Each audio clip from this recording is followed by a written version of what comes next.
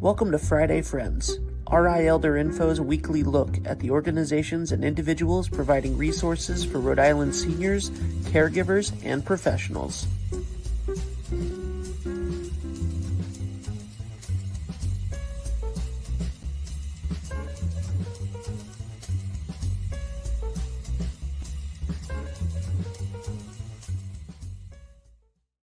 Good morning, everybody. Happy Friday. It's 9 o'clock on Friday, and you're watching me, Deb Burton, host of Friday Friends, where every Friday for the last 6+ years, I have brought you information and resources that you or someone you know needs to know about. And today I am talking with my friend Leticia Torres from CareForth regarding this being Disability Pride Month and the impact of caregiving and the resources available for those who are caring for individuals who have disabilities. Such an important conversation. I am really looking forward to this talk today. So please, I know that we all know someone who is a caregiver or knows someone who is a caregiver. So hit the like button, the share button, the follow button, all those social media cues that say, hey, check this out, because this is a fun and important conversation that we need to have more frequently. Now, as you all know, RI Elder Info is a 501c3 nonprofit, and we could not bring you Friday Friends without the support of our donors and our sponsors. So a huge thank you to United Healthcare, Age Friendly Rhode Island College, and a special thank you to CareForth. Here's a message from CareForth. Caregiving, first of all, is the most selfless act. You're just on 24/7. In order to do all that, you need someone to make sure that you, as the caregiver, are taking care of yourself. And nobody cares for your family like you do. You love them. The whole program is amazing. To get paid for something that you would do even if you weren't getting paid. You're not just one person, but you have a whole team behind you, and we're all here to help. Hi, how are you this morning? Hi, Deb, and hi, everyone at Friday Friends. Thank you for having me. Absolutely. I am so excited to have a conversation with you about Disability Pride Month. And, sometimes we don't often think about there are individuals who are caring for folks across the age spectrum who have different challenges. And I think it's important to recognize that, as well as recognize that individuals who have different challenges are such an important part of our world. And we need to consider, how is our world adapting and growing and benefiting with having a more inclusive society. So please tell me how CareForth can support individuals with disabilities. So our shared living program, Right at Home by CareForth, it actually empowers individuals to receive personalized care by a trusted family member or friend that resides with them.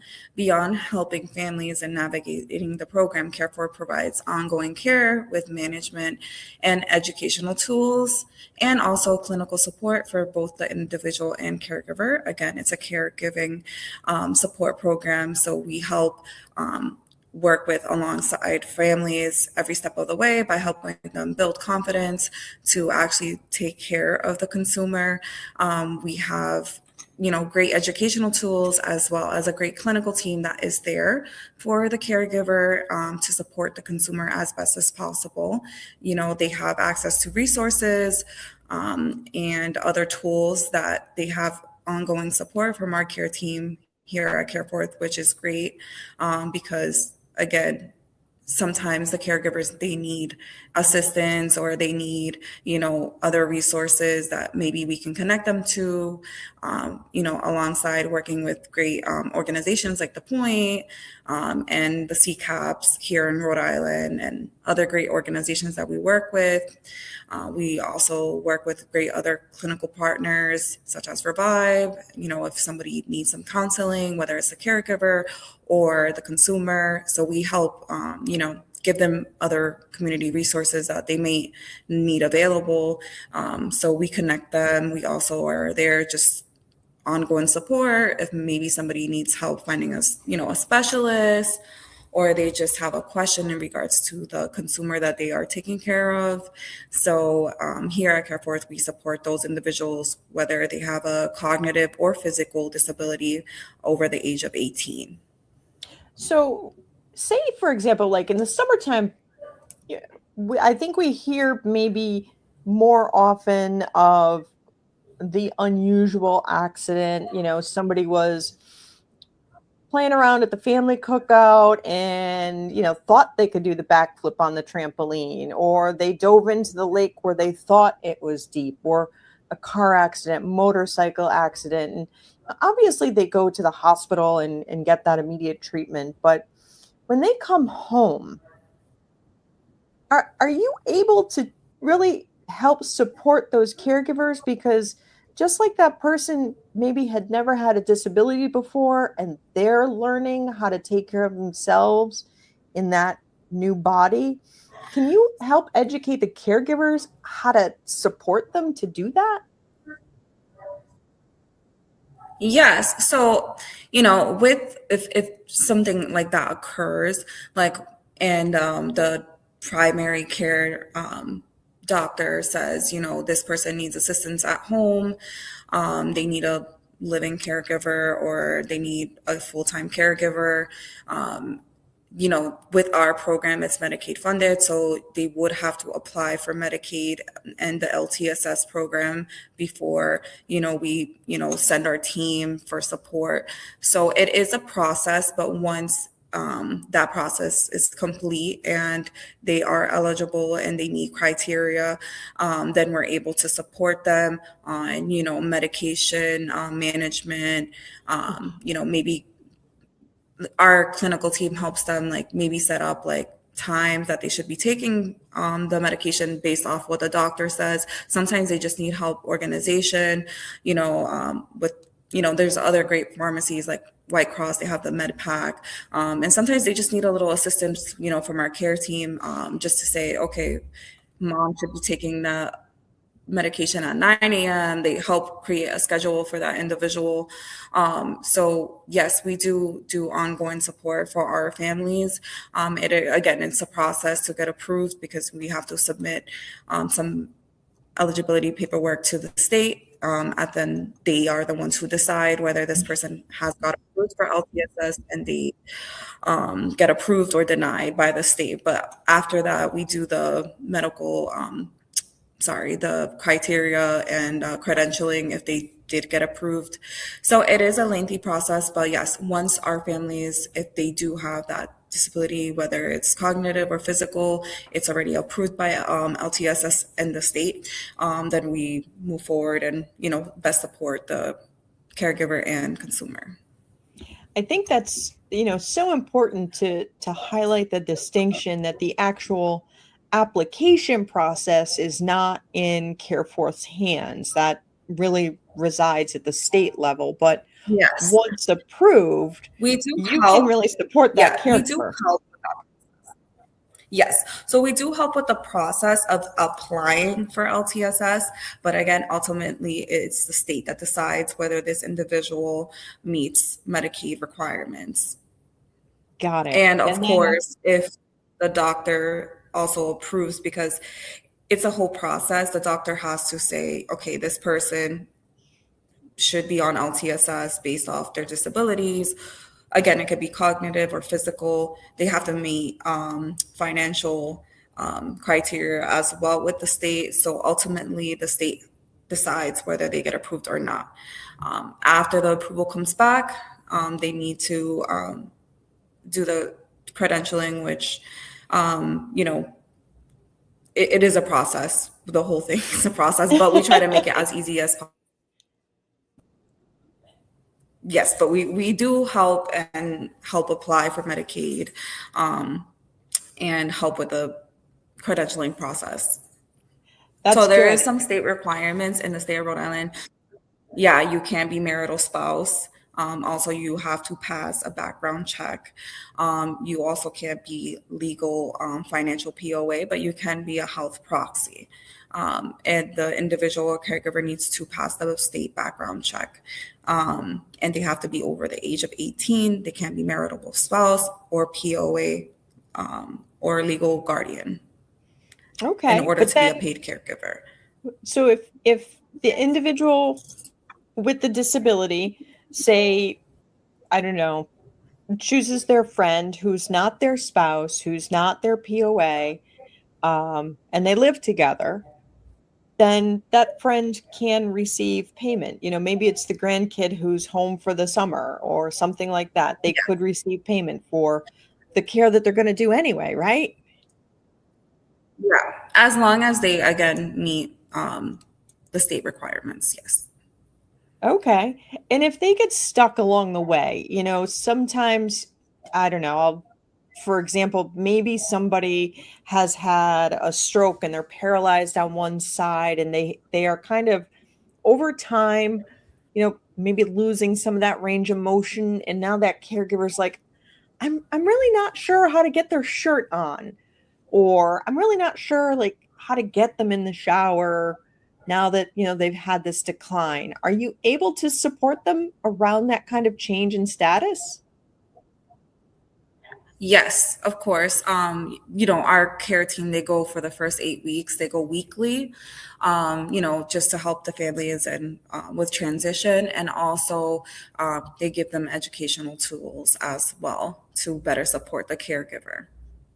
So we I have love I think 12,000 courses that, the caregiver can either hear audio or they can visually see it. So we do support them and try to give them educational resources, as well as work with their clinical team, which includes an RN and also a case manager. So they are free to reach out to them during work hours for support I think that's so important because I get and a lot of guidance. calls. Yeah, because I get a lot of calls from caregivers who are just, they're really struggling because they're not sure what to do. They don't know how to, you know, execute a certain task. And I love that you provide that support because that's the kind of thing that can really reduce caregiver burnout and that level of frustration that, you know, can lead to some bad outcomes. So that's really important. And it helps Yeah, people that stay out is of nursing part of homes. our mission for sure. Yeah. We Yeah. try to keep families home longer as well as best support the caregiver, because that is ultimately our goal, is to Yep. help with that caregiver burnout.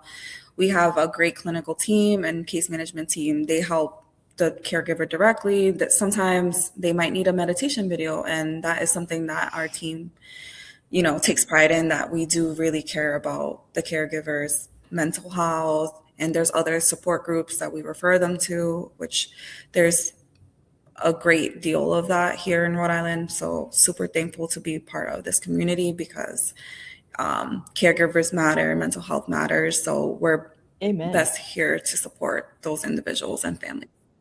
Amen. So if anybody watching has questions, how can they reach out to you? What is the best number for them to call if they want to inquire further? Yeah, so they can give me a call directly at my work cell, or they can email me at letorres at careforth.com, or they can give me a call at my personal cell, which is 401-662-4928. Okay. And then they can actually reach out. And see, that's one of the things that I have always appreciated working with you, is that it's not, you know, just call and, you know, press 1 for this and 2 for that and 7 for this and rub your head and pat your belly. That people can call and actually talk to you. Like, that's important. It's like Yes. the Rhode Island way. Like, I got someone for that. So this is Yeah, for sure. Yeah. I definitely take pride in that, because I'm a caregiver myself, so I know how, difficult it could be to call like a 1-800 number. So I Yes. definitely try to make things, personal, and, if, maybe they don't meet criteria for our program, but I do refer them to other places such as The Point, United Way, which is, there's such a great Amazing. team over there.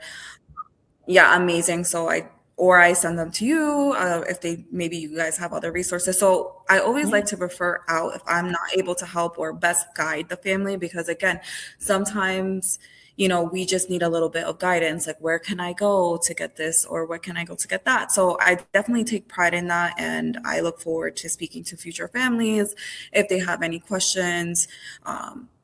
Every question matters, so please give me a call and I'll be happy to help.